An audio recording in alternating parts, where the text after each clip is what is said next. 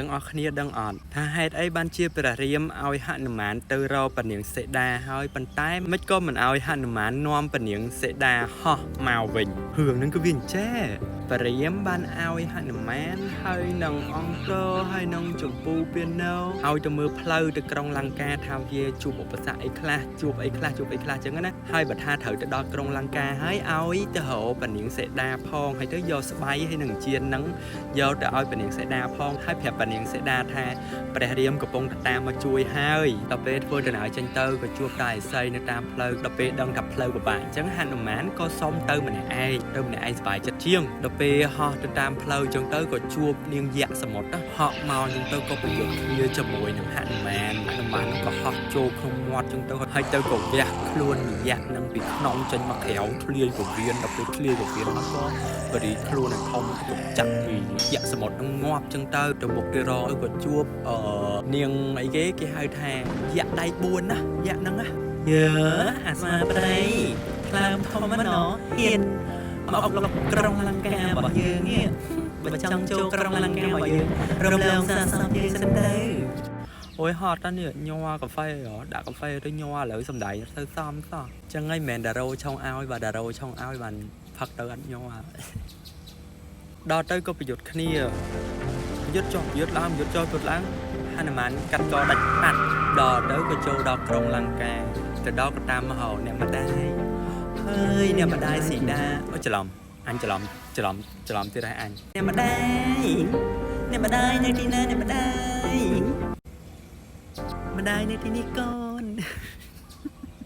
ដល់ទៅក៏ទៅដល់ដំណាក់របស់ពនាងសេដាហ្នឹងដល់ពេលទៅដល់ក៏លួចមើលឃើញទស្សមុខហ្នឹង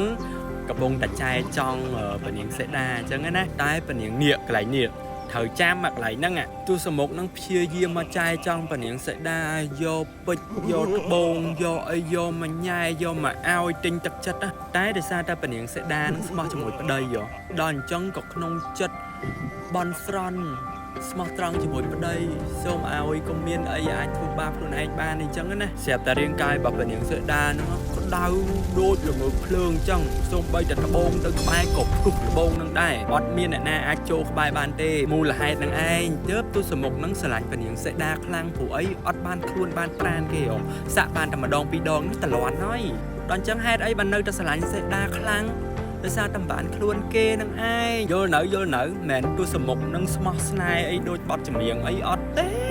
no មូលហេតុគឺមិនបានខ្លួនគេនឹងឯងបាននៅស្រឡាញ់គេដូចមនុស្សយើងឲ្យឃើញអានោះស្អាតចឹងអើយអញ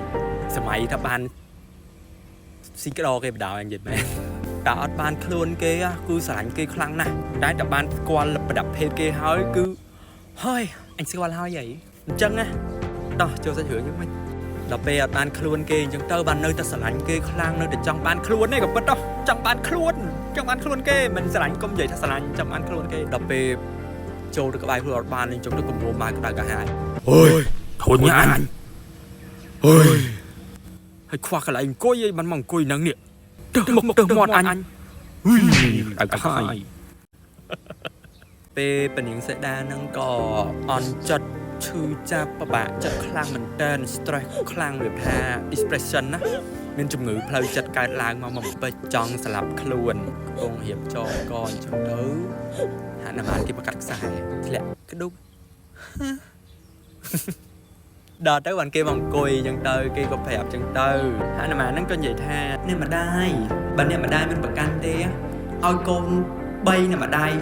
ទៅវិញអីពនាងសេដាក៏និយាយថាហើយហនុមានអញគិតងាយណាក្នុងនាមខ្ញុំជាប្រពន្ធរបស់ព្រះរាមការដែលញាក់នាំមកហើយស្វាបីទៅវាមិនមែនជារឿងល្អសម្រាប់គេឈ្មោះរបស់ខ្ញុំទេអញ្ចឹងហនុមានឯងឆាប់ត្រឡប់ទៅវិញ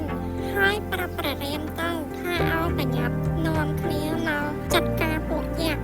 ដើម្បីនាំសន្តិភាពដល់ឋានទាំង3វិញអញ្ចឹងណាខៀមទូហើយនឹងឯងជាមូលហេតុដែលពនាងសេដាអត់ព្រមហោះមកវិញជាមួយនឹងហនុមានគឺនឹងសូមឆ្លើយថានឹងសិនវគ្គក្រោយនឹងមកនិយាយពីហនុមានដុតក្រុងលង្កាចាសូមអរគុណសូមគោរពលា